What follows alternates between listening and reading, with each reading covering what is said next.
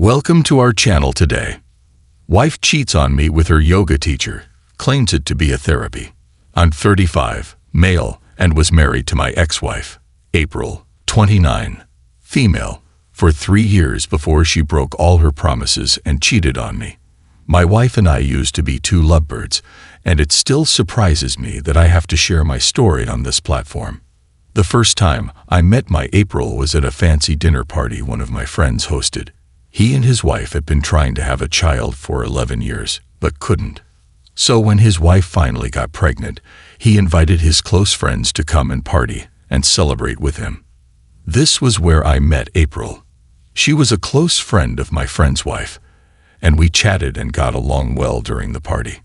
Coincidentally, when I got home that evening, as I was scrolling through my Facebook feed, April's picture popped up on my People You May Know notification, and I consider that as a sign from the universe.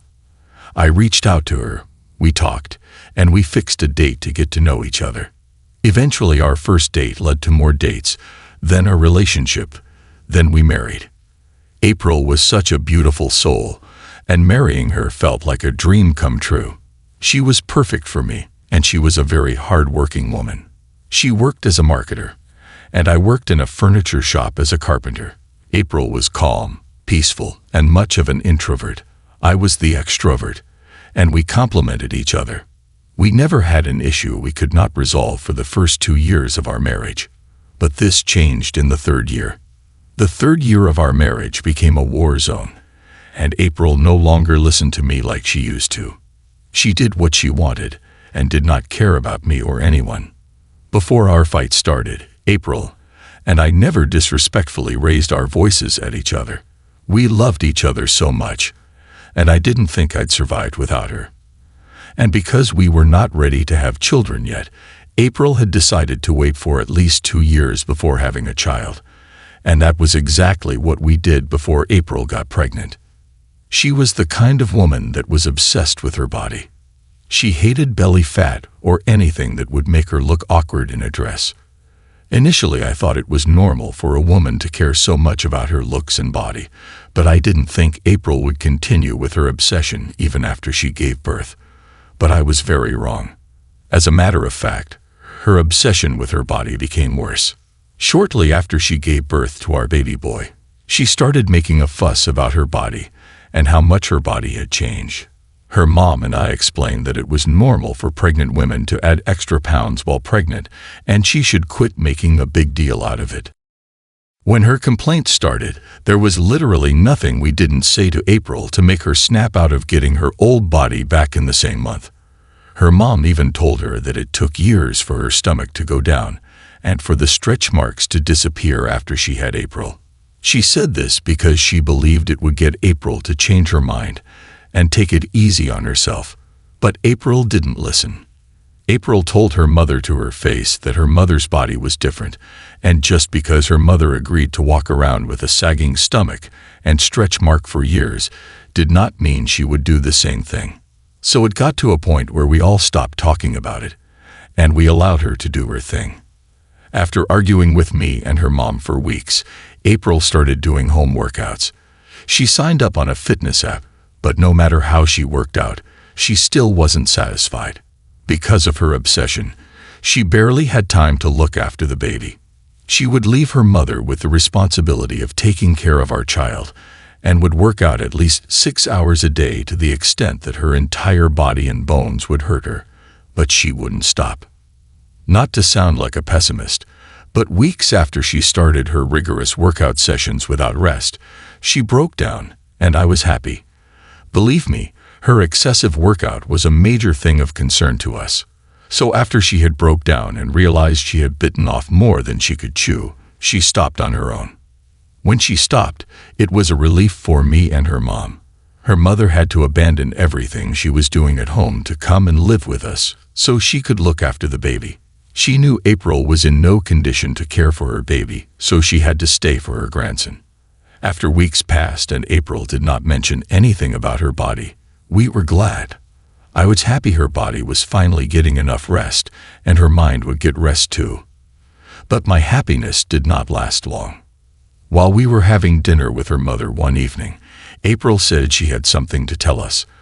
Initially, I thought she would say something about taking full responsibility as a mother, but no, it was about her body.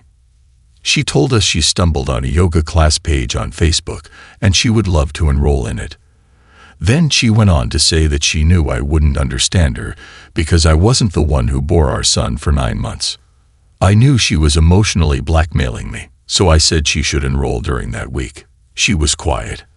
I tried to look at things from her angle and read about postnatal depression online. I thought I understood what she was going through then, so I didn't want to make things more complicated for her. Fast forward to the following weeks, April started her yoga classes and attended them religiously. Shortly after she joined the yoga classes, I noticed that she looked happier and her excitement over the little things of life returned. Before she joined the yoga classes, I was always careful with my words, and I had to think twice before complimenting her because she picked offense quickly. For example, if she wore an old dress and I told her she looked beautiful, she would say I was mocking her and make a fuss about it. The same applied to her looks and every other thing. If I called her beautiful, she would say something like, "I'm sure you meant to say fat," and she would ruin the moment. But after she started her yoga classes, she was like a teenage girl trying to explore the world. Most times, she would even come to me and ask how she looked in her Skechers or whatever she wore. She became more concerned with her looks in a more positive way. Honestly, I was impressed and happy that my wife was gradually returning. I believe that the influence of the other woman from her yoga class was finally rubbing off on her, and she was beginning to view her body from a different dimension. While all of this happened, her mother was still with us. We expected she would also change in caring for her child, but this is one area we had a problem with. April depended on her mother to care for her son and would prefer to leave breast milk in bottles than breastfeed our son directly. As if that wasn't enough, she moved from attending her yoga classes once a day to twice a day. When this happened, I complained to her that yoga classes were taking all her time and she no longer spent time with us, her family, like she used to. But April didn't listen. She started getting defensive. She would say things like, "You're joking if you think I will quit my yoga classes just to spend time with you." The most annoying part of it all was she was given a few months' leave from work to look after her baby, and she spent most of that time doing something else. Within a twinkle of an eye, we moved from the happy and peaceful couple we were known as to a couple that always argued. There was no day we didn't argue. If it wasn't about her yoga classes, it would be about the house and how she left the responsibility of cleaning, cooking, and laundry to her poor mom, who was already struggling with caring for a baby. On my end, I tried as much as I could to balance work and looking after our son. Our son was a night owl and loved waking up at night. I knew I had to carry him around at night because my mother-in-law would be so exhausted by then. On her end, April did not care if our son woke up at night. She would cover her head with a pillow whenever he started crying, and I would be forced to go and get him. She wanted her beauty sleep of 10 hours. This happened almost every night, and I got fed up at one point. If I confronted her about the issue of not attending to her son at night, she'd tell me she carried him for 9 months, even on the day she didn't want to. So it was my turn to carry him. This always sounded stupid because I didn't understand how a mother could neglect her son and prioritize her fitness over him, as if everything she was doing wasn't enough. April started coming home late. The first time she did it, she said her yoga classmates were going for a hangout, so she joined them to have fun. I didn't have an issue with her hanging out with her friends, but I was mad because she didn't inform us that she would be late. We kept waiting for her at the dinner table. I believed it wouldn't happen again, but that was only the beginning. She started keeping late nights, and sometimes she would say she had a one-on-one yoga class with a yoga teacher. When April mentioned her one-on-one yoga class with her teacher the first time, it didn't sit well with me because it didn't make sense. She was already doing 2 classes a day, and I wondered why she still needed the one-on-one class. I told her she needed to stop because I would not watch her neglect her family for selfish reasons. We had a severe argument about it, leading to her sleeping out of the house. This had never happened before, and throughout that night I couldn't sleep because I was worried about her. Her mother was also concerned, and we called all her friends, but none of them said she went to their place. She wasn't taking my calls too, and deep down I blamed myself for speaking to her like that. Fortunately, she returned the following morning, and I was first to apologize. We had never had such a fight before, and her mom was shocked that she left the house in anger, which was very unlike her. April also apologized and admitted that she acted childishly. She told us she did not want to inconvenience any of her friends, so she slept in a motel, and we believed her. Later that week, she stopped staying out late and began to spend more time with us. But the following week, she went back to her real self. I don't know why, but I had this gut feeling that she didn't sleep alone in the motel that night. I tried to get rid of the thoughts, but they kept returning, so I decided to investigate my suspicion.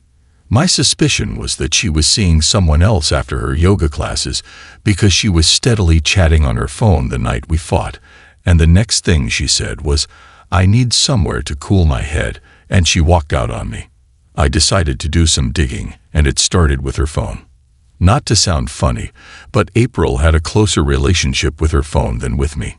She was always on her phone, and even if we went to bed together, she would prefer to chat with people on the phone than to talk with me or cuddle like we used to.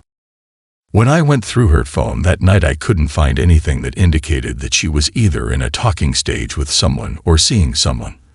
The only messages I saw were her messages from her yoga class group chat, a few of her friends, and her yoga teacher.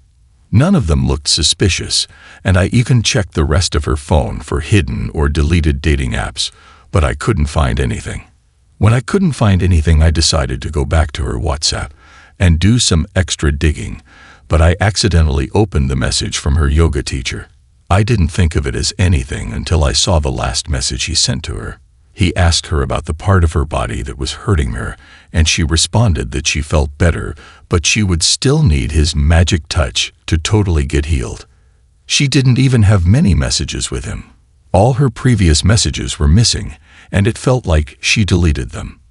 The last message he sent seemed like it was part of a previous conversation they had. I read the message multiple times to be sure I understood her response. I interpreted it in different ways, but it still pointed to her keeping me in the dark about something. The rest of the night I thought of the possibility of her having an affair with a yoga teacher, but I was quick to dismiss it. But the following day, when I saw how excited she was to go to her yoga class, the thought crawled back, and I decided to find out myself. After her first morning/noon session, she returned home as usual and did some things at home, then left again in the evening. That evening I went to her yoga class about an hour before it was over, and I waited somewhere. Eventually her class was dismissed, and I watched all her colleagues come out, but she didn't. I waited about 30 minutes after they dismissed, and when I didn't see the sign of her or her yoga teacher leaving, my heart began to pound fast. I didn't think about anything. My heart just started to pound fast on its own, which was a terrible feeling. After waiting for another 15 minutes and no sign of them, I decided to go in and see things for myself. Although the gate of the yoga hall was locked from the inside, there was a window. I peered through it and heard loud laughter, and it was from my wife. I tried to slide the window slightly, and luckily it slid. I saw her sitting on her coach's lap, and he had his hands all over her. To not be seen, I hid behind the wall of their entrance and watched April. She passionately made out with her yoga coach. The funny thing was, we'd not kissed each other with so much passion for months. She barely even allowed me to touch her because she claimed her body was healing. After about 3 minutes of watching them, I took up my phone and carefully recorded them. She looked so happy with him, and it hurt me. Their kiss lasted for minutes, and after that, she took off her top and he started touching and kissing her body. At that point, I could not watch them anymore, so I turned around and left. I went home and waited for her to return, and she returned an hour later. To confirm if she had been lying to me, I asked her where she had been because she was almost 2 hours late. She told me she went out with her colleagues and even returned home earlier than some of them. By this she meant that some of her colleagues were still hanging out. I couldn't even say anything. I just looked at her and walked away. I thought of the perfect way of confronting and exposing her, and public humiliation came to mind. I was so hurt and heartbroken, and even my mother-in-law noticed something was wrong the next day. After April went for her usual morning yoga sessions, I gave her a surprise visit about an hour later.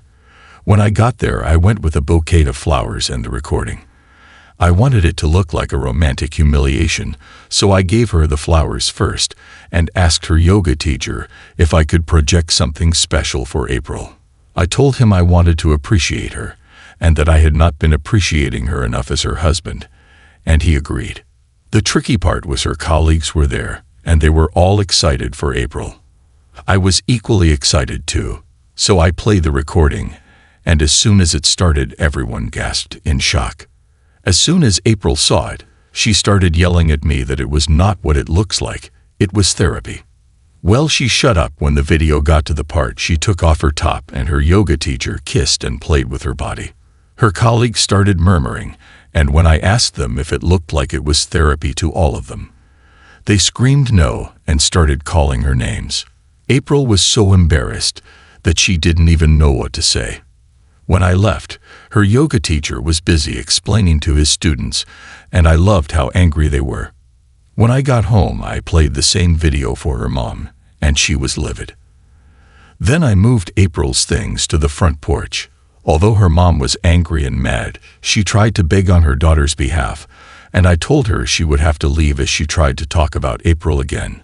All of this happened last month, and since then April has been begging me to take her back, and she'll quit her yoga classes and be a good mother and wife to her son and me.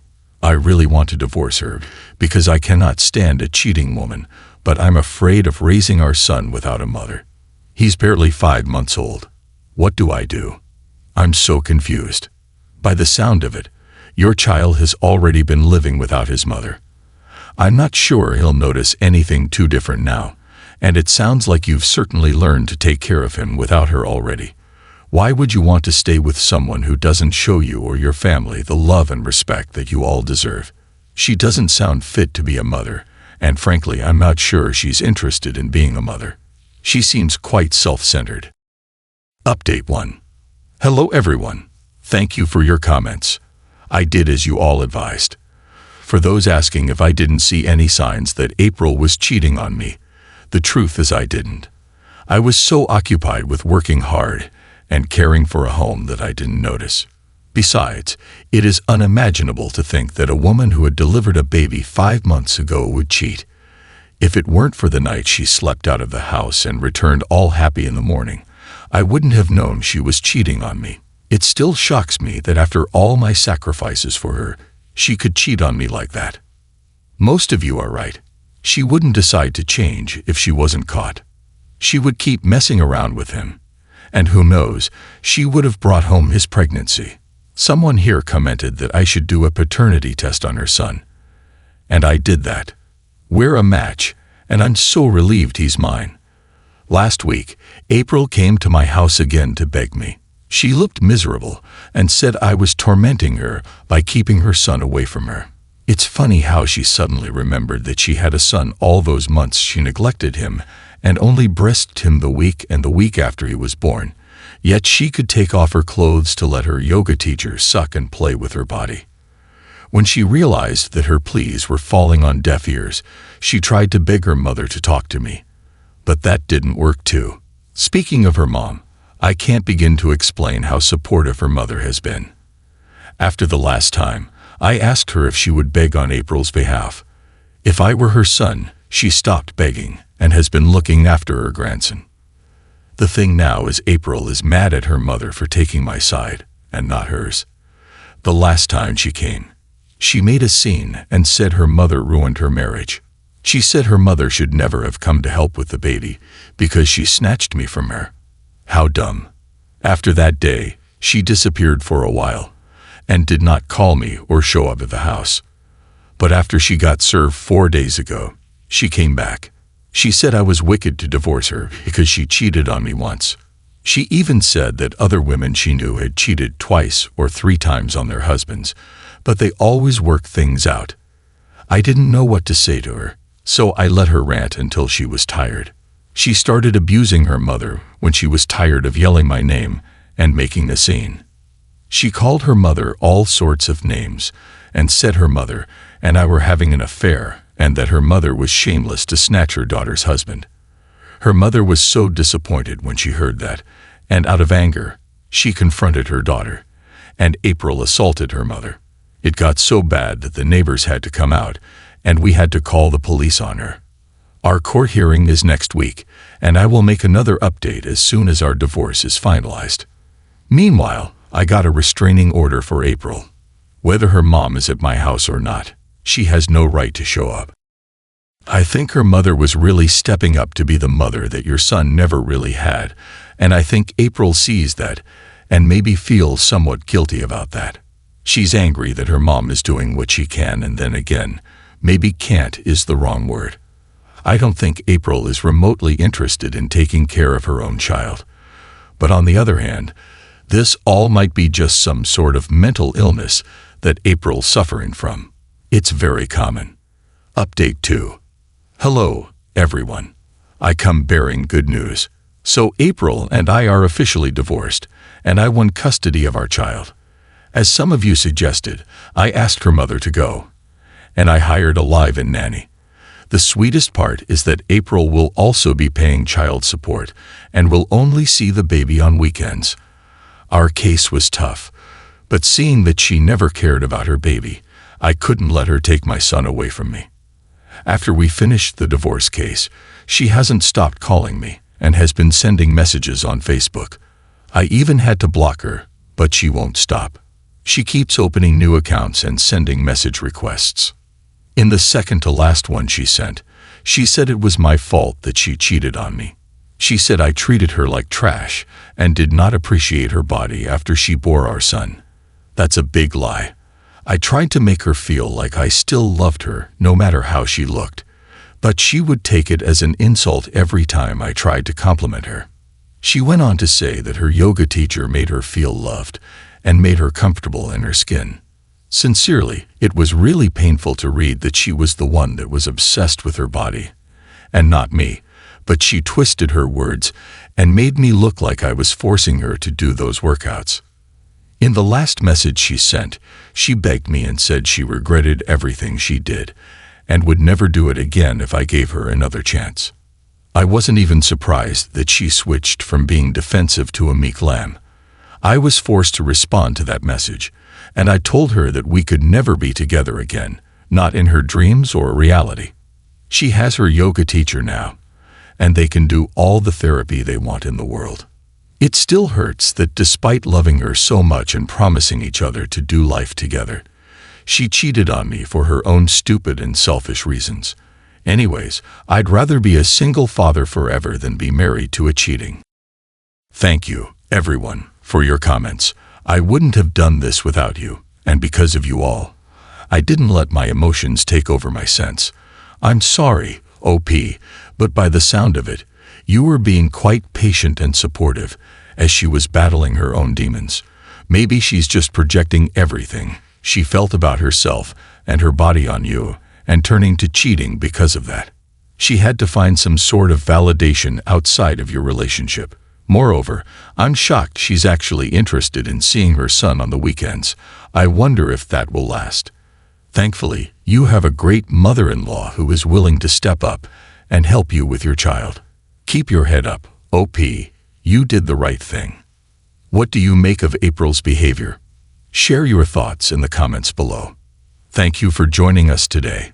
Be sure to like and subscribe and hit that notification bell so you don't miss out on our next video. Until next time.